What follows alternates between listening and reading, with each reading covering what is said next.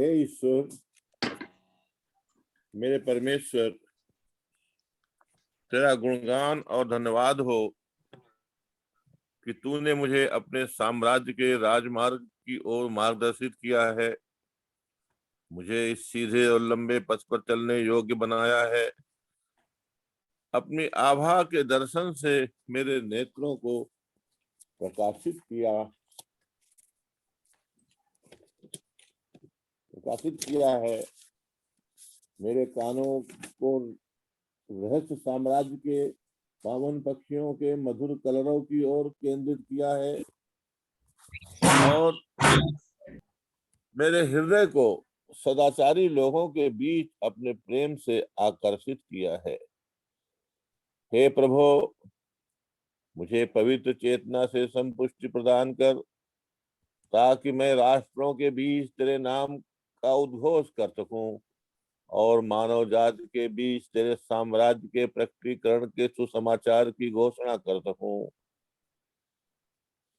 हे ईश्वर, दुर्बल हूं मैं। अपनी शक्ति और क्षमता से मुझे सशक्त कर। मेरी वाणी लड़खड़ाती है। मुझे अपना सुमिरन और अपनी स्तुति करने योग्य बना। मैं अधम हूं। अपने साम्राज्य में प्रवेश देकर मेरा मान रख। मैं तुझसे दूर हूं। मुझे अपनी दयालुता की दहलीज के पास आने दे। हे ईश्वर, मुझे एक प्रकाशित हृदय दे। एक देदीप्यमान सितारा बना। एक देदीप्यमान सितारा और फलों से सुसज्जित एक आशीर्वादित वृक्ष, जिसकी शाखाएं इन समस्त क्षेत्रों को आच्छादित कर लें। तो वसुतः सामर्थ्यवान, शक्तिशाली और अप्रतिबंधित है।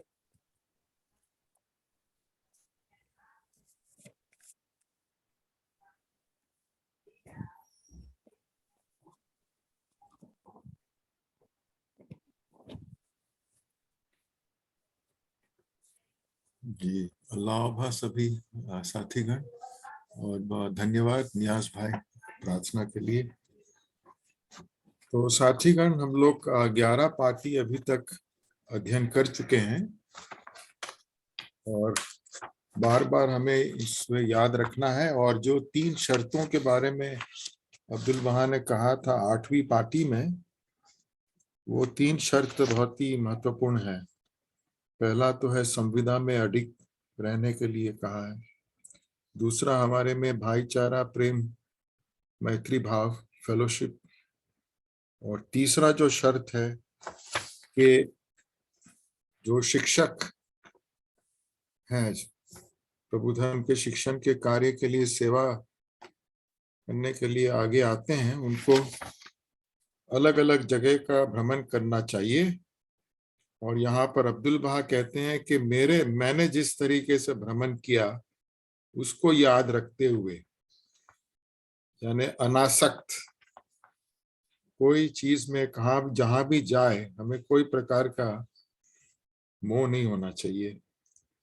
संपूर्ण रूप से हम स्वतंत्र और अनासक्त होकर, और फिर ईसा मसीह का एक कथन यहाँ पे देते हैं कि जहां भी जाए और वहां से आप जब बाहर आए तो वहां की जो धूल है वो भी अपने पैरों से झटक ले। Shake of the very dust from your feet. यानी इतना हमें अनासक्त, इतना हमें अपने आप को ये संसार की चीजों से बचा के रखना है। क्योंकि अब्दुल बहा भी जब अमेरिका गए थे तो एक चीज उनको हर वक्त बहुत निगरानी रखनी पड़ती थी। उनके ही ग्रुप में कुछ लोग थे, वो लोग अमेरिका को पहली बार देख के इतने अचंभित हो गए और इतने उसके आकर्षित हो गए कि कभी कभी कुछ बहाई जो तोहफे वगैरह देते थे उपहार, अब्दुल बहा तो इनकार कर देते थे और वापस उनको लौटा देते थे। लेकिन ये लोग की इच्छा होती थी कि हाँ, उसको हमारे पास रख ले। तो अब्दुल बहा बहुत चौकन्ने रहते थे कि कोई भी उनके ग्रुप में ऐसा हरकत न करे। इसलिए अब्दुल बहा हमें याद दिलाते हैं कि तीसरा शर्त यह है कि हम जहां भी जाएं तो हमारे पास बस बहाउल्लाह का प्रेम का संदेश हमें भेंट करना है और लोगों के हृदयों को हमें जीतना है, और बाकी चीज पर हमारा कोई चाह नहीं है। तो ये 3 शर्तों को हम याद रखते हुए, और बाकी जो सुंदर प्रार्थनाएं भी दी है, फिर शिकागो का महत्व, फिर उस दिन हम लोग ने न्यूयॉर्क के बारे में भी थोड़ी चर्चा की। तो आइए अब पार्टी नंबर 12 में अब्दुल बहा हमें किस तरीके से मार्गदर्शित करते हैं। तो साथीगण, आप में से कौन पढ़ना चाहेंगे? मैं पढ़ रहा हूँ। अच्छा, ठीक है, नियाज भाई आप। पश्चिमी राज्यों के बहाइयों के नाम पार्टी 15 फरवरी 1917 को अक्का स्थित आबुद के मकान में बहाउल्लाह के कक्ष में प्रकटित संयुक्त राज्य अमेरिका के 11 पश्चिमी राज्यों New Mexico, Colorado, Arizona, Nevada, California, Wyoming, Utah, Montana, Idaho, Oregon और वाशिंगटन के बहाइयों को संबोधित। वह परमेश्वर है, हे परम दयालु के सखाओं और सेविकाओं, प्रभु साम्राज्य के चुने हुए जनों। कैलिफोर्निया का आशीर्वादित राज्य पवित्र भूमि अर्थात फिलिस्तीन से बहुत अधिक समानता रखता है। यहाँ की हवा अत्यंत सम है, मैदान विस्तीर्ण और फिलिस्तीन के फल इत्यादि भी इस राज्य में अत्यंत ताजगी और सरसता के साथ उपलब्ध हैं। जब अब्दुल बहा उन राज्यों की यात्रा कर रहे थे, वहां से गुजर रहे थे, तो उन्हें लगा कि वे फिलिस्तीन पहुंच गए हैं, क्योंकि हर दृष्टिकोण से उस प्रदेश और उस राज्य में बिल्कुल समानता है। यहाँ तक कि कुछ मामलों में प्रशांत महासागर के तट भी पवित्र भूमि के समुद्र तट से पूर्ण सादृश्य रखते हैं, और पवित्र भूमि के फूल पौधे भी उन समुद्र तटों पर उग आए हैं, जिसे देखकर काफी विस्मय हुआ। इसी तरह कैलिफोर्निया एवं अन्य पश्चिमी राज्यों में प्रकृति जगत के एक से एक अद्भुत दृश्य प्रकट हैं, जो कि लोगों के मनोमस्तिष्क को आश्चर्य से भर देते हैं। चारों ओर ऊंचे ऊंचे पहाड़, गहरी घाटियां, बड़े बड़े शानदार जलप्रपात और विशालकाय वृक्ष दिखाई पड़ते हैं। यहाँ की मिट्टी अत्यंत समृद्ध और उर्वर है। यह आशीर्वादित राज्य पवित्र भूमि की तरह है, और वह प्रदेश और वह देश एक आनंददायक स्वर्ग की तरह है। यह कई तरह से फिलिस्तीन जैसा है। अब जैसे ये प्राकृतिक समानताएं विद्यमान है, वैसे ही स्वर्गिक समानताएं भी प्राप्त की जानी चाहिए। फिलिस्तीन में दिव्य संकेतों के प्रकाश प्रकट हैं। इज़राइल के ज्यादातर अवतारों ने इस पवित्र स्थल पर ईश्वर के साम्राज्य की पुकार बुलंद की। आध्यात्मिक शिक्षाओं के प्रसार के बाद आध्यात्मिक चेतना वाले लोगों की नासिका सुगंध से भर गई है। प्रकाशित जनों की आंखें आलोकित हो उठी हैं, कान इस संगीत से विभोर हो गए हैं। ईश्वरीय साम्राज्य की आत्मा को आह्लादित कर देने वाली बयारों से दिलों को नवजीवन प्राप्त हुआ, और सत्य के सूर्य की प्रभा से उन्हें अत्युत्तम प्रकाश मिला है। इसके बाद इस क्षेत्र से यूरोप, अमेरिका, एशिया, अफ्रीका और ऑस्ट्रेलेशिया को भी रोशनी मिली। अब कैलिफोर्निया एवं अन्य पश्चिमी राज्यों को चाहिए कि वे पवित्र भूमि से आदर्श की समानता प्राप्त करें, और उस राज्य तथा उस प्रदेश से पवित्र चेतना की सुगंध अमेरिका और यूरोप के सभी भागों में फैलनी चाहिए। ताकि ईश्वरीय साम्राज्य का आह्वान सभी के कानों को आनंदातिरेक से भर दे। दिव्य सिद्धांत नए जीवन का संचार कर सकें। विभिन्न समुदाय एक समुदाय बन जाएं। विभिन्न विचारों का लोप होकर वे एक विलक्षण केंद्र के इर्द गिर्द चक्कर काटें। पूर्वी और पश्चिमी अमेरिका एक दूसरे को गले लगाएं। मानव जगत की एकता का गान सभी मानव संतानों को नया जीवन प्रदान करे और विश्व शांति का विधान अमेरिका के शिखर पर ताना जा सके। इस प्रकार यूरोप और अफ्रीका पवित्र चेतना की सांसों से जीवंत हो सके। यह दुनिया एक दूसरी ही दुनिया बन जाए। संपूर्ण राष्ट्र एक नया आनंद प्राप्त कर सकें और जैसे कैलिफोर्निया एवं अन्य पश्चिमी राज्यों में प्राकृतिक जगत के अद्भुत दृश्य विद्यमान हैं, वैसे ही वहां ईश्वरीय साम्राज्य के महान संकेत भी प्रकट हों, ताकि शरीर और चेतना में समरूपता आ जाए। बाहरी विश्व आंतरिक विश्व का प्रतीक बन जाए और धरती का दर्पण प्रभु साम्राज्य का वह दर्पण बन जाए जिसमें आदर्श स्वर्गीय गुणों की झलक दिखती हो। उन हिस्सों में मेरी यात्राओं के दौरान मैंने बहुत ही सुंदर दृश्य देखे। प्रकृति के रमणीक परिदृश्य, सुंदर बाग एवं नदियां, राष्ट्रीय उद्यान एवं संगम स्थल, रेगिस्तान, मैदान, चारागाह एवं शस्य भूमियां और उस क्षेत्र के अनाज और फल फूल इत्यादि ने मुझे बहुत ही आकर्षित किया। यहाँ तक कि अभी भी उनकी स्मृतियां जीवंत हैं।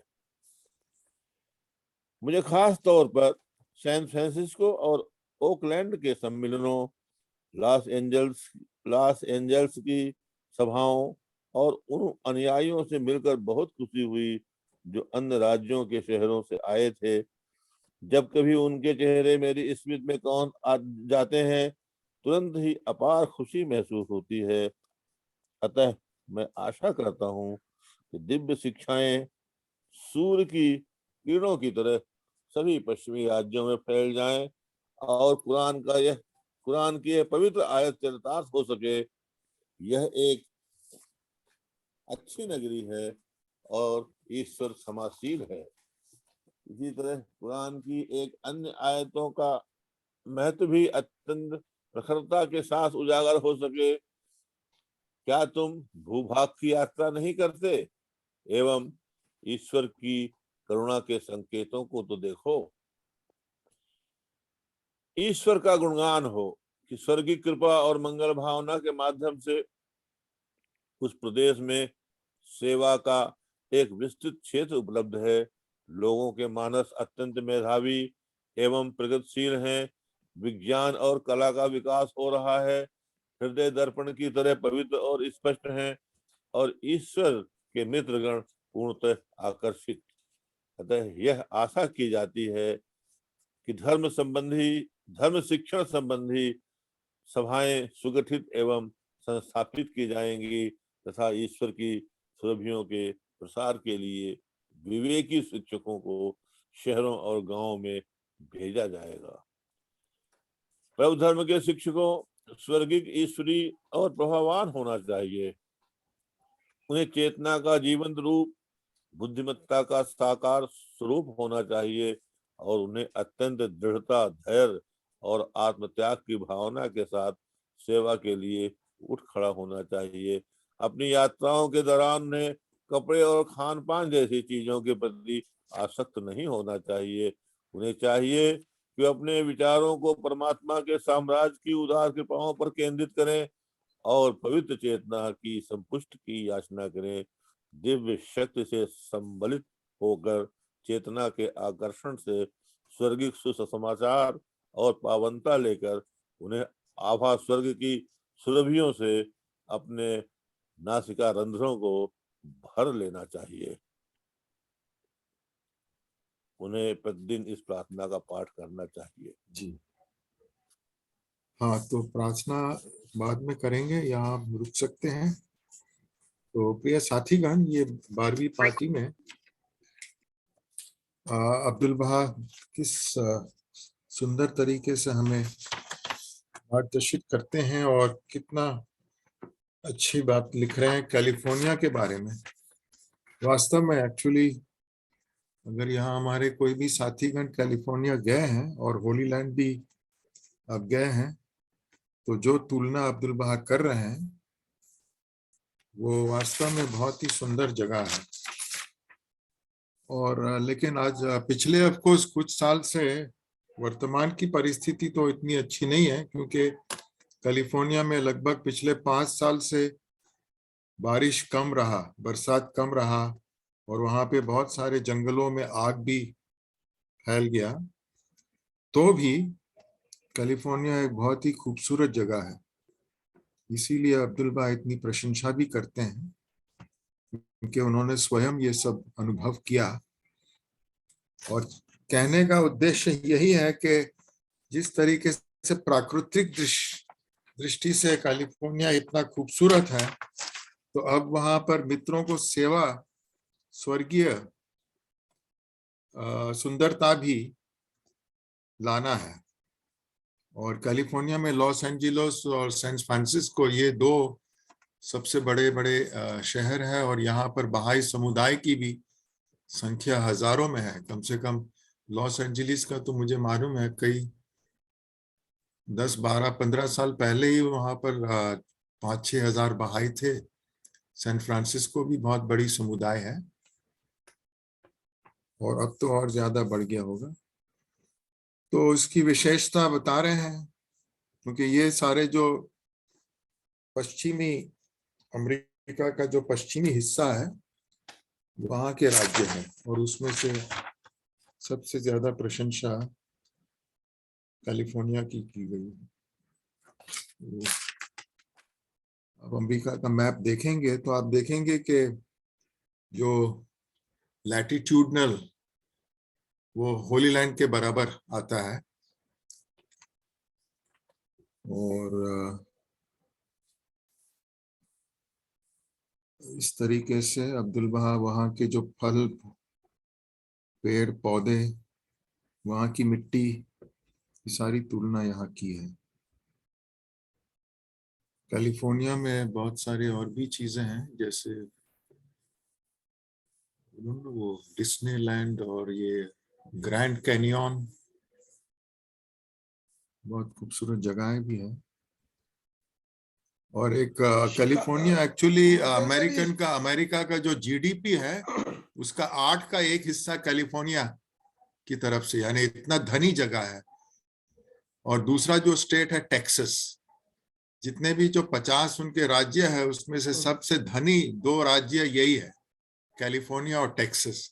टेक्सास तो ईंधन के लिए। शिकागो किस में आएगा सर? शिकागो तो इलिनॉय, शिकागो अमेरिका का मध्यम हिस्से में मतलब जो ये कैलिफोर्निया से स्टेट भी नहीं है ना? नहीं, कैलिफोर्निया स्टेट में नहीं है, वो स्टेट ऑफ इलिनॉय में आता है। अच्छा। इलिनॉय राज्य का नाम है, और वहां पे शिकागो शहर है, और वहां वो मिशिगन लेक है, कनाडा का हाँ, वो बॉर्डर भी पास में है। हाँ जी, हाँ जी। नहीं, मैंने उसमें मिशिगन एक लेक। चीज देखी थी, मैं विजिट किया था, तो वो जो फाउंडेशन रखा था पत्थर, शायद अब्दुल बहा शिकागो के में हाथ से रखा जो गया। विलमेट, जी जी। बहाई हाँ, उपासना विलमेट मंदिर। में। हाँ, विलमेट वो शिकागो से खाली आधे घंटे का रास्ता है। तो हाँ जी, हाँ विलमेट जी। जगह पर वहां पे मंदिर की जमीन खरीदी गई थी, और हाँ, वहां पे अब्दुल बहा ने 1912 में जी। जिसका नींव रखा। तो इसके अंदर उनका जिक्र नहीं है ना, विलमेट का? नहीं, ये जो विलमेट राज्यों का को नहीं है, उन्होंने, क्योंकि उस हाँ, समय विलमेट एक छोटा सा पास वाला ही गांव या गांव जैसा था, लेकिन शिकागो का महत्व है, तो इसलिए शिकागो का जिक्र किया जाता है, क्योंकि शिकागो ही के ही पास में विलमेट और इवेंस्टन ये 2 जगह है। जी। तो चूंकि शिकागो ही ज्यादा मशहूर है, तो इसलिए नाम शिकागो का लेते हैं हम लोग जब भी हमें नहीं, वो विलमेट जाना टेम्पल, होता है। जैसे टेम्पल का हाँ फाउंडेशन वही रखा ना सर? हाँ, टेम्पल का फाउंडेशन तो विलमेट में है एक्चुअली, विशेष जो जी। पास वाला जो शहर है छोटा सा। हाँ, वो इसीलिए दादा कि जो पार्टी में उनका जिक्र नहीं है। हाँ। हाँ, विलमेट और इवेंस्टन का जिक्र नहीं है, जी। बट वो शिकागो ये के ही ये डॉक्टर बाहर साहब, के ये हिस्से। इवेंस्टन में ऐसी क्या खूबी है कि ये इसको नेशनल हेडक्वार्टर वहां बना दिया गया इवेंस्टन में?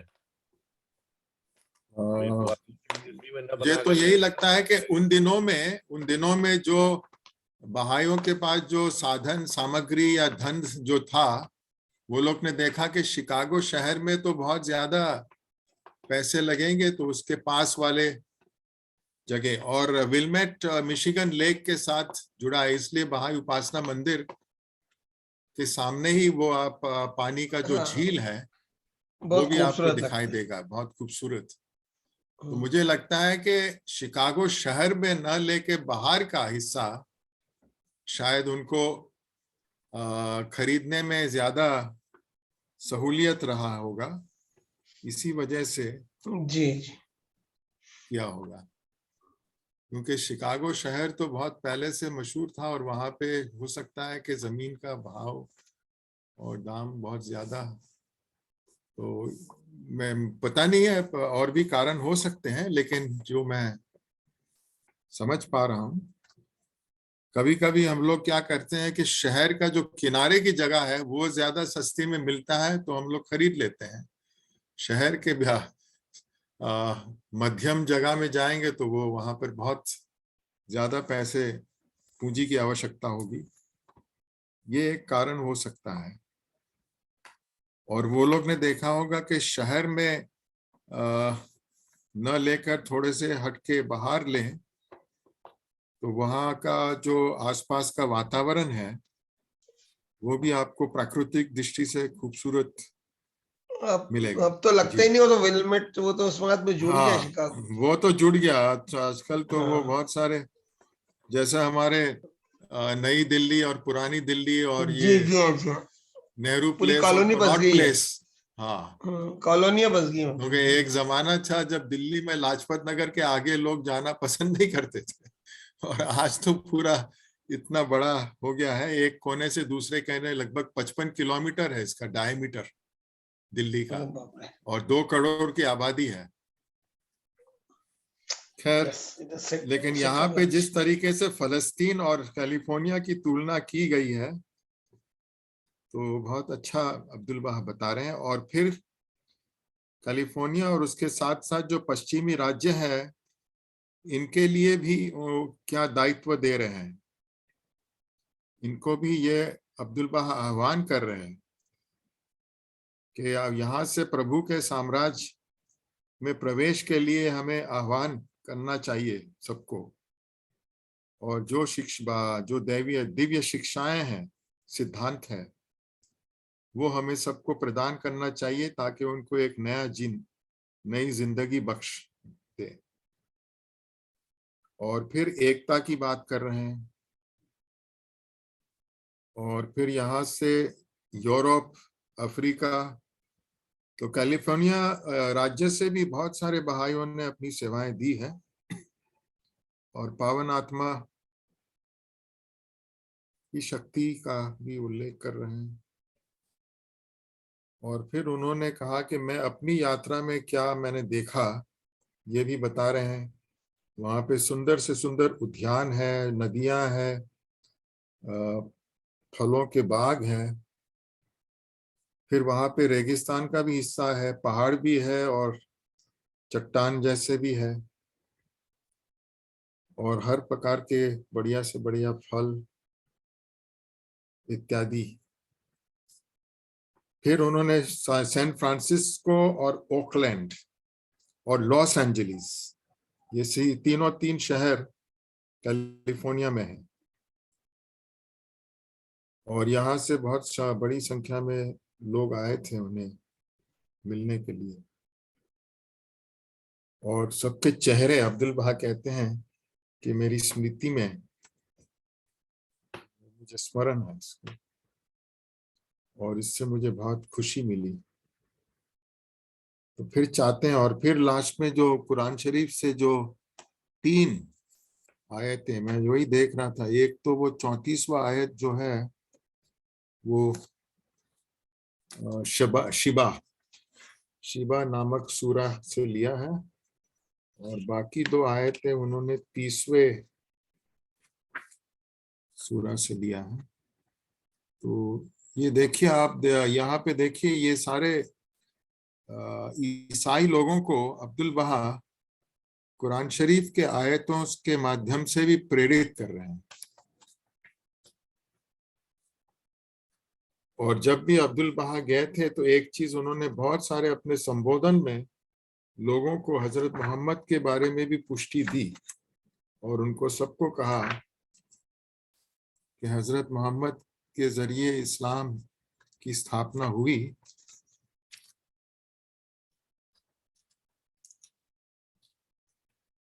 और यहूदियों को जब संबोधित किया तो उन्होंने ईसा मसीह की पुष्टि की।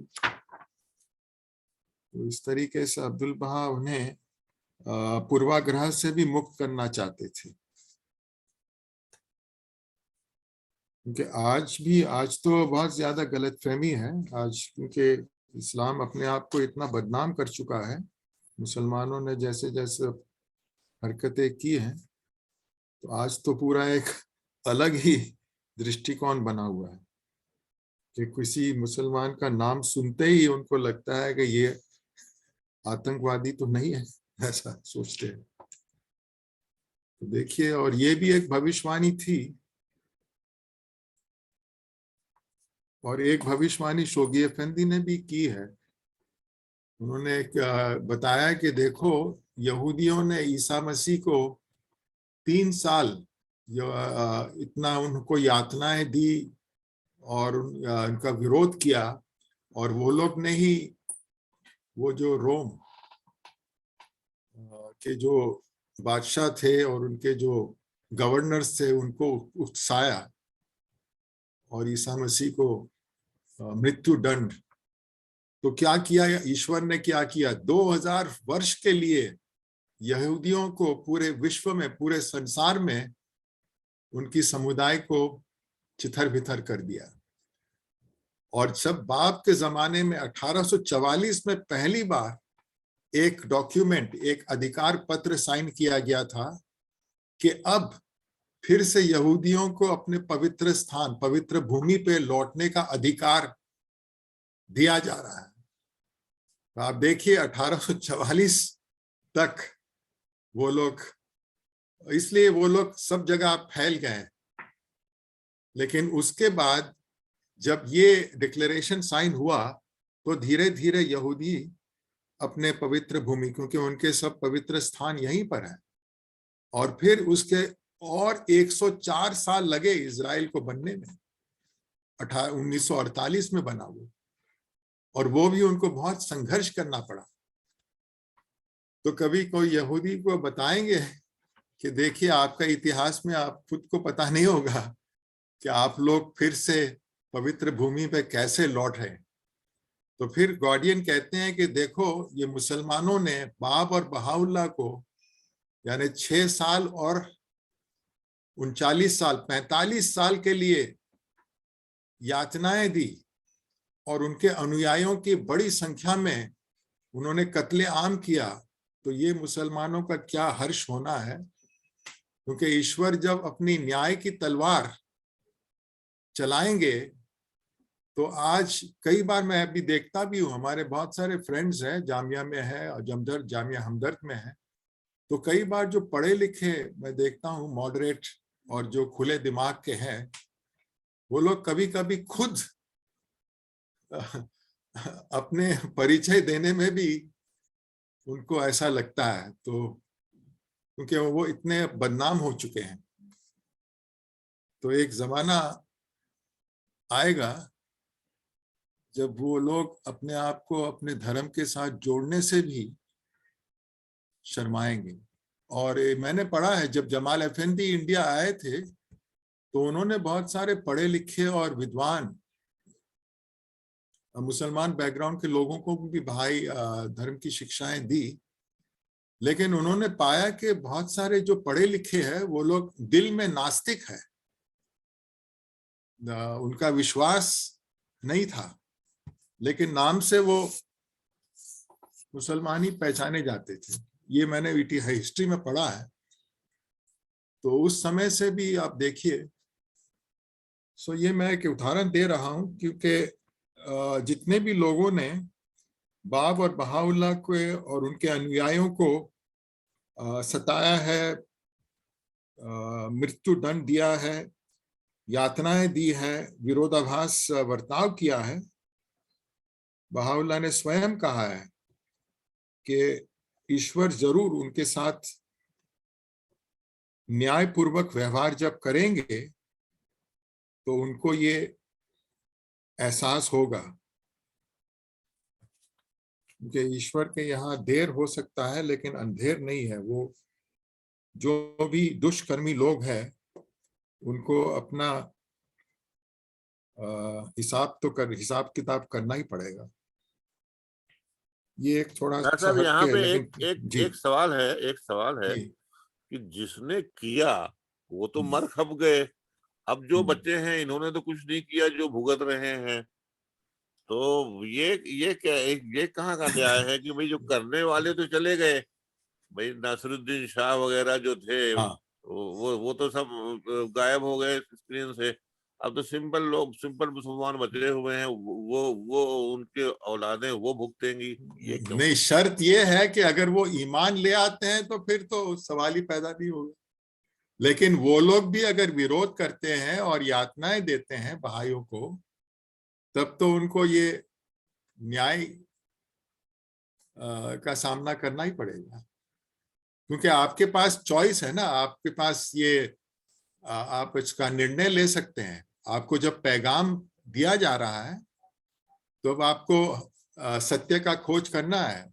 आपके खुद के धर्म कह रहा है कि सिरातल मुस्तकीम, सच्चे राह पे चलो, सत्य के मार्ग पे चलो।